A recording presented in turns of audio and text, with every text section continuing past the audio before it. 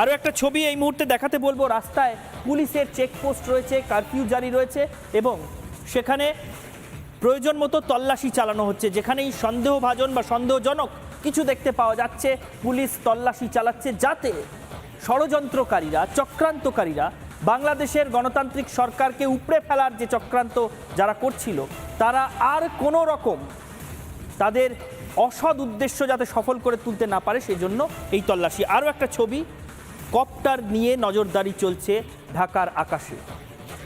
এদিকে ওদিকে লুকিয়ে কোনো বাড়ির ছাদে নতুন করে অশান্তি তৈরির যদি কোনো পরিকল্পনা কেউ করে থাকে, যদি কোনো গলিতে লুকিয়ে কোথাও কোনো অশান্তি তৈরির বা অশান্তির কারখানা যদি কেউ খুলতে চায়, তাহলে আকাশপথে সেটা অন্তত লুকানো যাবে না। পুলিশি টহল, সেনার টহল যেখানে চলছে, আকাশপথেও নজরদারি, যাতে কোথাও লুকিয়ে কেউ কোনো রকম অশান্তির ছক কষতে না পারে। এভাবেই সব রকমভাবে সর্বশক্তি প্রয়োগ করে এবং সতর্ক থেকে অতন্দ্র থেকে বাংলাদেশের স্বাধীনতা এবং বাংলাদেশের গণতন্ত্রের অতন্দ্র প্রহরী হয়ে কাজ করলেন শেখ হাসিনা। বাংলাদেশ সরকার বেশ কিছু ছবি আজ প্রকাশ করেছে। সেই ছবিগুলো অশান্তির ছবি। বাংলাদেশে ইন্টারনেট পরিষেবা পুরোপুরি বিপর্যস্ত হয়ে পড়েছিল সেখানকার ডেটা সেন্টার আক্রান্ত হওয়ায়। ডেটা সেন্টার ভাঙচুর করে তছনছ করে আগুন লাগিয়ে দেওয়া হয়েছিল, ফলে ইন্টারনেট ছিল না এবং বাংলাদেশের ঢাকার কিছু ছবি কোনো মাধ্যম থেকে হয়তো বহির্বিশ্বে পৌঁছচ্ছিল, কিন্তু শুধুমাত্র ঢাকায় নয়, অন্যান্য জেলাতেও গোটা বাংলাদেশ জুড়ে যে অশান্তি ছড়ানোর চেষ্টা হয়েছিল, সেই ছবি আজকে বাংলাদেশ সরকারের তরফে প্রকাশ করা হয়েছে। সেই ছবি আমাদের কাছে এসেছে বাংলাদেশের কলকাতার ডেপুটি হাই কমিশনের তরফ থেকে। সেই ছবি আমরা দেখাচ্ছি। মেয়র হানিফ ফ্লাইওভারের ছবি। মেয়র হানিফ ফ্লাইওভারে কিভাবে আগুন লাগিয়ে দেওয়া হয়েছে সেই ছবি দেখুন। এইটা মেয়র হানিফ ফ্লাইওভার, বাংলাদেশের বিখ্যাত ফ্লাইওভার। দেখুন সেই আগুনের ছবি। এই ছবিগুলো আজকে বাংলাদেশ সরকারের তরফ থেকে প্রকাশ করা হয়েছে। পরের ছবিটা দেখাতে বলবো। মিরপুরে দেখুন, এটা ঢাকার মিরপুরে যে ছবি, সেই ছবি বাংলাদেশের মিরপুরের ছবি। দেখুন কিভাবে উন্মত্ত জনতা পুরো এলাকার দখল নিয়ে কিভাবে এইখানে নৈরাজ্য সৃষ্টি করতে চাইছিল। ঢাকার ছবি দেখালাম, এরপর দেখুন মিরপুরের ছবি। এইটা মিরপুরের ছবি। দেখুন গোটা রাস্তাঘাট স্তব্ধ করে দিয়ে, হাতে অস্ত্র শস্ত্র নিয়ে, বাঁশ লাঠি নিয়ে, ফ্লাইওভারে আগুন জ্বালিয়ে, ফুটব্রিজে আগুন জ্বালিয়ে গাড়ি ভাঙচুর করে কি অবস্থা করেছে। এই পরপর বিভিন্ন এলাকার ছবি। এরপর টাঙ্গাইল, বাংলাদেশের টাঙ্গাইল জেলার ছবিটা দেখুন। আগুনের ছবিটা দেখতে পাচ্ছেন, এটা টাঙ্গাইলের ছবি।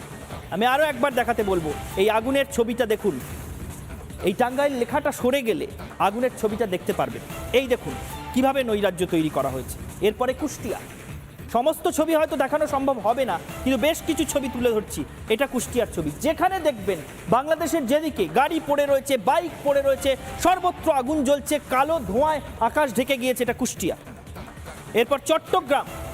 দেখুন চট্টগ্রামে এখানে এই লাল সার্কেলগুলোর মধ্যে দিয়ে আমরা তাদের ছবি দেখাচ্ছি, যেখানে ছাত্রলীগ এবং তাদের সমর্থকদের আক্রমণ করা হয়েছিল এবং ছাত্রাবাস থেকে তারা বাঁচার জন্য, এই আক্রমণকারীদের হাত থেকে বাঁচার জন্য যখন তারা জানলা দিয়ে বেরিয়ে কার্নিশ ধরে ঝুলছে, তখন ওপর থেকে বাঁশ দিয়ে মেরে, ইট ছুঁড়ে তাদেরকে ওই কার্নিশ থেকে নিচে ফেলে দেওয়া হয়েছে। নিচে ফেলে কয়েকজনের প্রাণ চলে গেছে। এইভাবে গোটা বাংলাদেশ জুড়ে তাণ্ডব নৃত্য চালানো হয়েছে, হিংসার তাণ্ডব।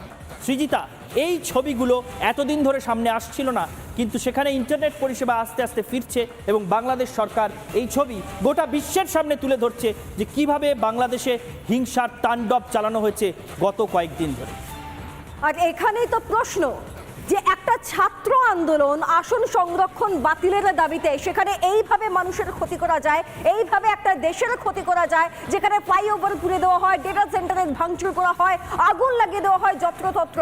একটা দেশের এত ক্ষতি করে দিয়ে রাষ্ট্র বাঁচানোর প্রচেষ্টা করা হচ্ছে। সেখান থেকে বিএনপি এবং জামাতের যে যোগসাজশ, সেটা বোধহয় আরো বেশি শক্তিশালী হচ্ছে। ভারতীয় শিক্ষাবিদ পবিত্র সরকার এই যখন ঘটনাটা চলছে তখন সেখানে আটকে পড়েছিলেন। তিনি তার অভিজ্ঞতা থেকে কি বলছেন একবার শুনুন।